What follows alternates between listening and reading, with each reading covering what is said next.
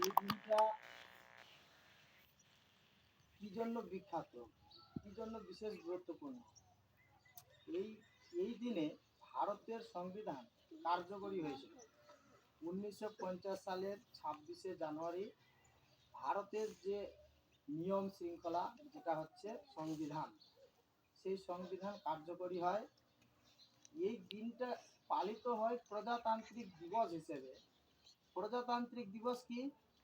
এই দিনে যে ভারতের 1 নম্বর নাগরিক রাষ্ট্রপতি, রাষ্ট্রপতি এই দিনেই এই পদটার জন্ম হয়েছিল, ভারতের সংবিধান চালু হওয়ার সাথে সাথে। তাহলে আজকে কোন দিবস হিসেবে পালিত হয়? প্রজাতান্ত্রিক দিবস।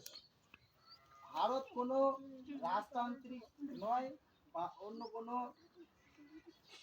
যে রাজা পরম্পরায় চলে যাবে, এইভাবে হবে না। ভারতে 1 নম্বর ব্যক্তিত্ব থাকবে রাষ্ট্রপতি, যে রাষ্ট্রপতি হবে জনগণের প্রতিনিধিদের দ্বারা নির্বাচিত একজন প্রতিনিধি।